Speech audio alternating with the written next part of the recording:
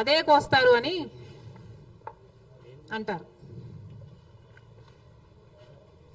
మరి జగన్మోహన్ రెడ్డి గారు హత్య రాజకీయాలు చేశారు, గొడ్డలి రాజకీయాలు చేశారు, హత్య చేయించిన వాళ్ళతో భుజాలు రాసుకొని తిరిగారు, సొంత చెల్లెళ్ళకే వెన్నుపోటు పొడిచారు, 5 కోట్ల మంది ఆంధ్ర రాష్ట్ర ప్రజలకు బీజేపీ పార్టీకి ప్రత్యేక హోదాను తాకట్టు పెట్టారు. ఈరోజు జగన్మోహన్ రెడ్డి గారు ఢిల్లీలో ధర్నా చేస్తారా? ప్రత్యేక హోదా కోసం ఎందుకు చేయలేదండి ధర్నాలు? 5 సంవత్సరాల మీద అధికారంలో ఉన్నారు కదా, మరి ఢిల్లీలో మీరు ప్రత్యేక హోదా కోసం ఎన్నిసార్లు ధర్నాలు చేశారు? ప్రత్యేక హోదా అసలు ఊసే లేకుండా చేశారు కదా. ప్రత్యేక హోదా గురించి మీరు ఏ రోజు పట్టించుకోలేదు, పోలవరం గురించి మీరు ఏ రోజు పట్టించుకోలేదు, రాజధాని గురించి అని చెప్పి 3 రాజధానులను కన్ఫ్యూజ్ చేశారు. ఆఖరికి కడప స్టీల్ ఫ్యాక్టరీని కూడా మీరు పట్టించుకోలేదు. విశాఖ స్టీలు మన రాష్ట్రానికే తలమానికమైన అమ్మేస్తామన్నా కూడా పట్టించుకోలేదు. ఈరోజు మాత్రం ఢిల్లీకి వెళ్ళి ధర్నా చేస్తారట. మీ కార్యకర్తను చంపేస్తే ఢిల్లీకి వెళ్ళి మీరు ధర్నా చేస్తున్నారే, మరి మీ సొంత చిన్నాన్నను చంపేసినప్పుడు మీరు ఢిల్లీలో ఎందుకు ధర్నా చేయలేదు న్యాయం కోసం? జగన్మోహన్ రెడ్డి గారు సమాధానం చెప్పాలి. ఒకవైపు ఇక్కడ అసెంబ్లీ జరుగుతుంది. అసెంబ్లీ జరుగుతున్న సమయంలో మీరు అసెంబ్లీలో ఉండకుండా ఉండే ధైర్యం మీకు లేక ఇలా సాకులు వెతుక్కొని మీరు ఢిల్లీ వెళ్తామంటున్నారే, అంటే అసెంబ్లీలో ఏ బిల్లు ప్రవేశపెట్టినా అది ప్రజలకు వ్యతిరేకమైన అది పాస్ అయిపోవాలనా? మీరు ఉన్నదే 11 మంది, కనీసం ఆ బిల్స్ మీద డిస్కషన్ మీకు అవసరం లేదా? మీరు కొట్లాడాల్సిన అవసరం లేదా? ఏం ఆలోచన చేస్తున్నారు జగన్మోహన్ రెడ్డి గారు? అసలు ఈ వెనుకొండలో జరిగిన హత్య కూడా పొలిటికల్ మర్డర్ ఇది కానే కాదు, ఇది వ్యక్తిగత మర్డర్ అని కూడా అంటున్నారు కదా. మేము ఏదో సాక్షి మీడియానో లేకపోతే టీడీపీ మీడియానో పట్టుకొని మాట్లాడడం లేదు. మా ఎంక్వైరీలు మేము చేసుకొని న్యూట్రల్ మీడియాతో లోకల్గా మేము మాట్లాడిన తర్వాత మేము వచ్చిన కన్క్లూషన్ ఏమిటి అంటే ఇది వ్యక్తిగత మర్డర్. మొన్నటి వరకు కూడా హత్య చేసిన వాళ్ళు, హత్య గురైన వాళ్ళు ఇద్దరూ వైసీపీతోనే ఉన్నారు. మరి అలాంటప్పుడు ఇది పొలిటికల్ మర్డర్ ఎలా అవుతుంది? ఈ పొలిటికల్ మర్డర్ అని మీరు చెప్పి మీరు ఢిల్లీకి వెళ్ళి ధర్నా చేస్తున్నారా? దేనికి?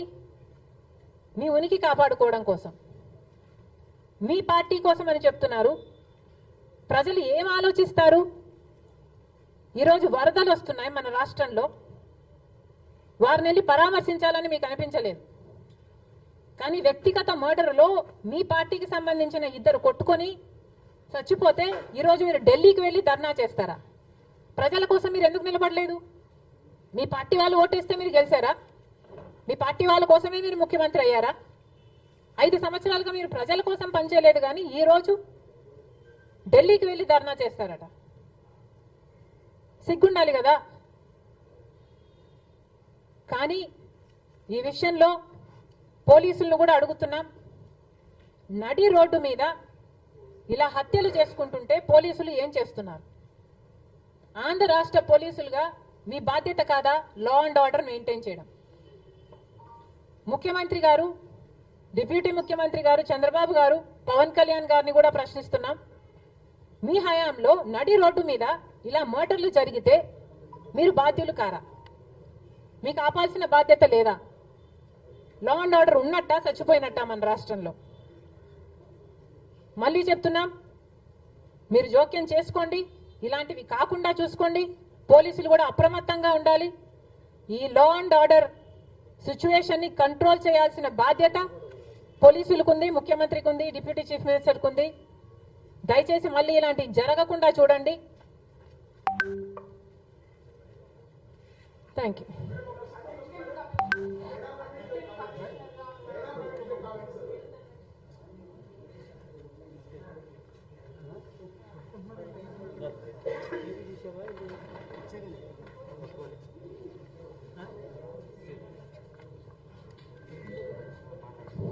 అందరికీ నమస్కారం. ఈరోజు ఈ పత్రిక లెక్కలు వేసి రైతులను ఆదుకోవాల్సిన అవసరం చంద్రబాబు గారికి ఉంది. చంద్రబాబు గారు పక్క రాష్ట్రంలో తెలంగాణ రాష్ట్రంలో రైతుల కోసం ఆ ప్రభుత్వం రుణమాఫీ కూడా చేయడానికి సిద్ధపడింది. మాకు చెప్పుకోవడానికి గర్వంగా ఉంది. అవతల తెలంగాణలో రేవంత్ రెడ్డి గారు ముఖ్యమంత్రిగా ఉన్నారు. కాంగ్రెస్ పార్టీ అధికారంలోకి వస్తే కాంగ్రెస్ పార్టీ రైతులకి రుణమాఫీ చేస్తుంది అని రాహుల్ గాంధీ గారు మీటింగ్ పెట్టి మరి ఎన్నికల ముందు చెప్పడం జరిగింది. ఆ వాగ్దానాన్ని ఈరోజు రేవంత్ రెడ్డి గారు నిలబెట్టుకోవడం జరిగింది. దాదాపు 40,000 రైతు కుటుంబాలను రుణ విముక్తుల్ని చేయడానికి సాహసం చేసింది రేవంత్ రెడ్డి గారి ప్రభుత్వం.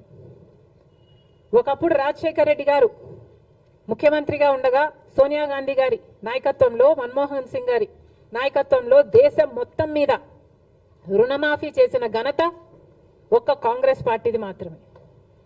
మళ్ళీ ఈరోజు రాజశేఖర్ రెడ్డి గారు రుణమాఫీ చేసినట్టుగానే అవతల తెలుగు ప్రజలకు రేవంత్ రెడ్డి గారు మళ్ళీ రుణమాఫీ చేయ తలపెట్టారు. అందుకు మనస్ఫూర్తిగా అభినందిస్తూ ఇక్కడ కూడా ఎందుకు చేయకూడదు అని చంద్రబాబు గారిని ప్రశ్నిస్తున్నాం. డబుల్ ఇంజన్ సర్కార్ అని మీరు అంటున్నారు. మరి కూటమి సర్కారు డబుల్ ఇంజన్ సర్కార్ అయినప్పుడు మన రైతుల్ని మీరు ఆదుకోవడంలో తప్పేముంది?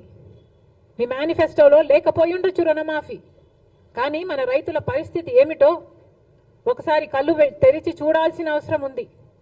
నిజంగానే మన రైతులు చితికిపోయి ఉన్నారు. అప్పు లేని వాడు లప్పు లేని రైతు లేనే లేడు ఈరోజు ఆంధ్ర రాష్ట్రంలో. ఏ రైతుని అడిగినా లక్షలలో అప్పుంది. రైతు పర్ క్యాపిటల్ డెట్ ఆంధ్ర రాష్ట్రంలో దేశం అన్నిట్లో అందరికంటే ఎక్కువ ఉంది. దాదాపు ప్రతి రైతుకి 2,50,000 రూపాయలు అప్పుంది. మరి ప్రభుత్వం ఆదుకోవాల్సిన అవసరం లేదా?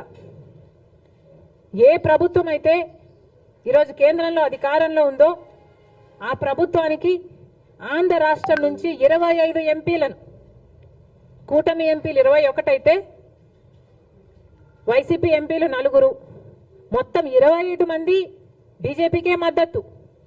అంటే 25 ఎంపీలను బీజేపీ ప్రభుత్వం వాడుకుంటుంది అధికారంలో ఉండడానికి.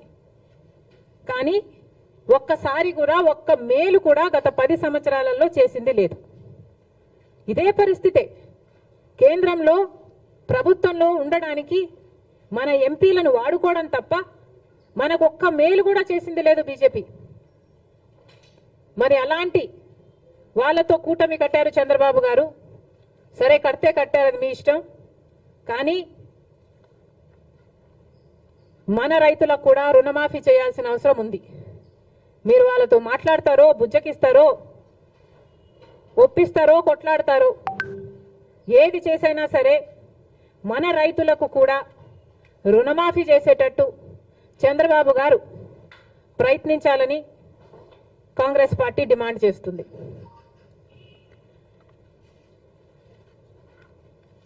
ఇప్పుడు కేంద్రంలో బడ్జెట్ ప్రవేశపెట్టబోతున్నారు.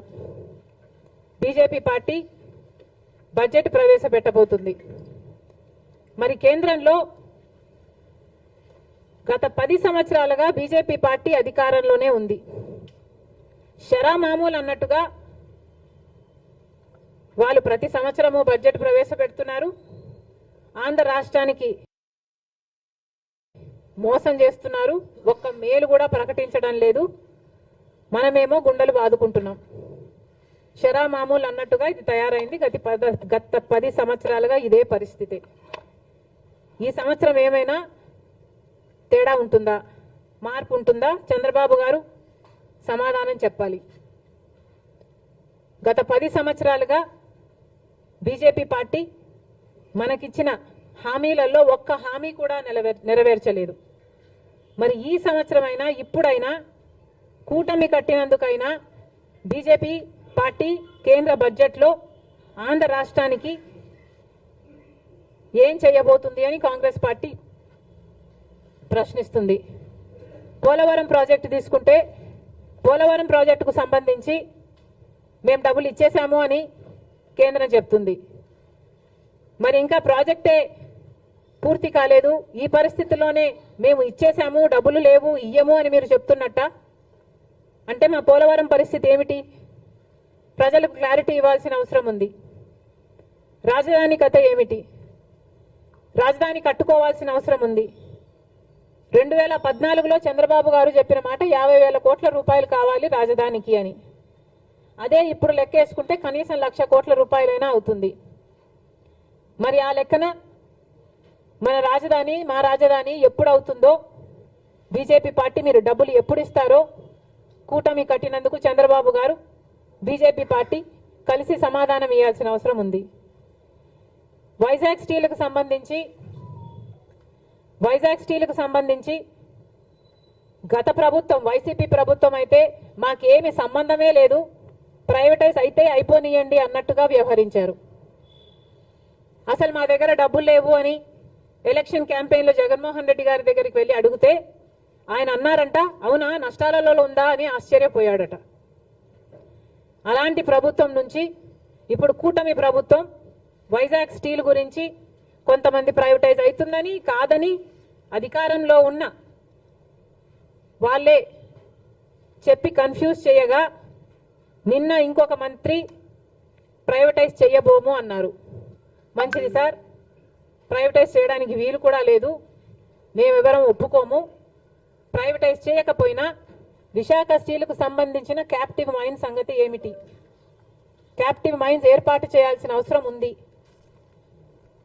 విశాఖ స్టీల్స్ నష్టాలలో నడుస్తుంది, కనీసం జీతాలు కూడా ఇచ్చుకోలేని పరిస్థితిలో వాళ్ళు ఉన్నారు. ఎప్పటికప్పుడు డబ్బులు కావాల్సి వచ్చినప్పుడల్లా వాళ్ళ భూమి అమ్ముకొని మరి వాళ్ళ జీతాలు ఇచ్చుకోవాల్సిన పరిస్థితికి అన్ని ప్రభుత్వాలు కలిసి వాళ్ళను దిగజార్చాయి. మరి ఇప్పటికైనా ఈ బడ్జెట్లోనైనా బీజేపీ విశాఖ స్టీల్ను ఆదుకుంటుందా? మన రాష్ట్రానికే కాదు దేశానికే గర్వకారణం విశాఖ స్టీల్. దయచేసి ఆదుకోవాలని చంద్రబాబు గారిని డిమాండ్ చేస్తున్నాం. ఈ బడ్జెట్లోనైనా బీజేపీతో ఆదుకునేలా చేయాలని చంద్రబాబు గారిని డిమాండ్ చేస్తున్నాం. ఇంకో పక్క విశాఖ రైల్వే జోన్కి భూములు ఇవ్వలేదని ఒకసారి బీజేపీ అంటే, భూములు ఇచ్చామని వైసీపీ అంటే, ఇలా ఒకరి మీద ఒకరు టెన్నిస్ బాల్ అన్నట్టు ఇటు నుంచి అటు అటు నుంచి ఇటు ఆడుకున్నారు 5 సంవత్సరాలు. ఇప్పుడు చెప్పండి, వైజాగ్ జోను రైల్వే జోన్ కథ ఏమిటి? ఎప్పుడు చేస్తారు? ఎంత ఇస్తారు? మాట్లాడాల్సిన అవసరం ఉంది. ఇదే కాకుండా ఉత్తరాంధ్రకైనా రాయలసీమకైనా స్పెషల్ ఎకనామిక్ ప్యాకేజీలు సంగతి ఏమిటి? ఎంత ఇస్తున్నారు? చంద్రబాబు గారు సంవత్సరానికి 1,00,000 కోట్లు ఇస్తే మా అవసరాలన్నీ తీరుతాయి నెక్స్ట్ 5 సంవత్సరాలకి అన్నట్టుగా మాట్లాడినట్లుంది. కానీ చంద్రబాబు గారిని ప్రశ్నిస్తున్నాం, సంవత్సరానికి 1,00,000 కోట్లు అంటే 5 సంవత్సరాలకు 5 లక్షల కోట్లు ఇస్తే ఎలా సరిపోతుందో చంద్రబాబు గారు ప్రజలకు వివరించాల్సిన అవసరం ఉంది. ఎందుకంటే కాంగ్రెస్ పార్టీ విభజన రోజున అన్ని హామీలకు మనీ ఈక్వివలెంట్ గా ట్రాన్స్లేట్ అయితే కనీసం 12 నుంచి 15 లక్షల కోట్ల రూపాయలు విలువ చేస్తాయి ఆంధ్ర రాష్ట్ర విభజన హక్కులు హామీలు అన్ని కలిపి అని ఒక అంచనా వేస్తే చంద్రబాబు గారు మాత్రం సంవత్సరానికి 1,00,000 కోట్లు ఇవ్వండి మేము సర్దుకుంటాం అన్న రీతిలో మాట్లాడడం సబబేనా? మనకు రావాల్సిన డబ్బుల్లో, మన రాష్ట్రానికి రావాల్సిన డబ్బుల్లో ఏ ఒక్క రూపాయి అయినా మనం ఎందుకు పోగొట్టుకోవాలి? చంద్రబాబు గారు బీజేపీ సమాధానం చెప్పాలి. స్పెషల్ ఎకనామిక్ ప్యాకేజెస్ కింద మీరు ఎంత ఇస్తున్నారో క్లారిటీ ఇవ్వాల్సిన అవసరం ఉంది ఈ బడ్జెట్లో. కడప స్టీల్ ఫ్యాక్టరీ ఇంకా మొదలే కాలేదు, ఎడారి లాగా ఉంది ఆ ప్రాంతం. మరి మీరు డబ్బులు ఇవ్వాలి. బీజేపీ పార్టీ బడ్జెట్లో ఏం కేటాయిస్తుందో దానికి కూడా క్లారిటీ ఇవ్వాలి. బీజేపీ పార్టీ ఇవన్నీ ఆంధ్ర రాష్ట్రానికి సంబంధించిన ఇవన్నీ ఒక ఎత్తైతే ఇక ప్రతిసారి చెట్టెక్కే బేతాళుడిలాగా ప్రత్యేక హోదా గత 10 సంవత్సరాలుగా గొంతు చించుకొని అరిచిన ప్రత్యేక హోదా అని బీజేపీ పార్టీ పట్టించుకోవటం లేదు. ఒకప్పుడు ఇదే ప్రత్యేక హోదా కోసం చంద్రబాబు గారు బీజేపీ పార్టీని విమర్శించి మట్టి తీసుకొచ్చారు, మా నోట్లో మట్టి కొట్టిపోయారు అని వ్యతిరేకించాడు. మరి అదే ప్రత్యేక హోదా గురించి మాట్లాడుతున్నాం. చంద్రబాబు గారు ప్రత్యేక హోదా గురించి ఏం చేయబోతున్నారో క్లారిటీ ఇవ్వండి. ప్రత్యేక హోదా లేకపోతే ఆంధ్ర రాష్ట్రానికి ఊపిరే లేనట్టు. ప్రత్యేక హోదా వస్తేనే మన బిడ్డల భవిష్యత్తు బాగుపడుతుంది. గత 10 సంవత్సరాలుగా చూసాము, మనకు ప్రత్యేక హోదా లేదు. ఈ ప్రత్యేక హోదా లేకపోవడం వల్ల కనీసం పట్టుమని కొత్త 10 పరిశ్రమలు కూడా రాలేదు ఆంధ్ర రాష్ట్రానికి. మరి ఇలాగే పోతే ఆంధ్ర రాష్ట్ర బిడ్డల భవిష్యత్తు ఏమైతుందో అందరూ ఆలోచించాల్సిన అవసరం ఉంది. ప్రత్యేక హోదా వస్తేనే మనకు రాయితీలు వస్తాయి, ట్యాక్స్ బెనిఫిట్స్ వస్తాయి, సబ్సిడీస్ వస్తాయి. ప్రత్యేక హోదా ఇచ్చిన రాష్ట్రాలలో వేల కొద్ది పరిశ్రమలు వచ్చాయి. మరి ఇవన్నీ రావాలి, జరగాలి అంటే ప్రత్యేక హోదా మనకు అవసరం. అలాంటి ప్రత్యేక హోదా కోసం ఏం చేస్తున్నారో, ప్రత్యేక హోదా కనీసం బీహార్ మాకు ప్రత్యేక హోదా కావాలి అని వాళ్ళ మీద ఒత్తిడి తెస్తుంది అని వింటున్నాం. కానీ టీడీపీ మాత్రం ప్రత్యేక హోదా మనకు అవసరమే లేదన్నట్టుగా మాట్లాడకుండా పోవడం చాలా దురదృష్టకరం, చాలా అన్యాయం. దయచేసి ప్రత్యేక హోదా కోసం కొట్లాడాల్సిన అవసరం ఉంది. మన ఎంపీలను వాడుకొని ఈరోజు బీజేపీ పార్టీ అధికారంలో ఉంది కాబట్టి మన రాష్ట్రానికి ప్రత్యేక హోదా తెచ్చే బాధ్యత చంద్రబాబు గారి మీద ఉంది. ఏ మోడీ గారైతే తిరుపతికి వచ్చి 5 సంవత్సరాలు కాదు 10 సంవత్సరాల ప్రత్యేక హోదా ఇస్తాను అని మాట ఇచ్చారో ఆ మాటని ఇప్పటికైనా నిలబెట్టుకోవాల్సిన అవసరం ఉంది అని కాంగ్రెస్ పార్టీ డిమాండ్ చేస్తుంది. ప్రత్యేక హోదా కోసం కాంగ్రెస్ పార్టీ డిమాండ్ చేస్తూనే ఉంటుంది. ఎందాకైనా కొట్లాడడానికి మేము సిద్ధం. ప్రత్యేక హోదాను మేము మర్చిపోనివ్వం. ప్రత్యేక హోదా ఆంధ్ర రాష్ట్రానికి ఊపిరి లాంటిదని మరొకసారి ఆంధ్ర రాష్ట్ర ప్రజలందరికీ మాటిస్తున్నాం. ప్రత్యేక హోదా కోసం కాంగ్రెస్ పార్టీ కొట్లాడుతూనే ఉంటుంది. Thank you.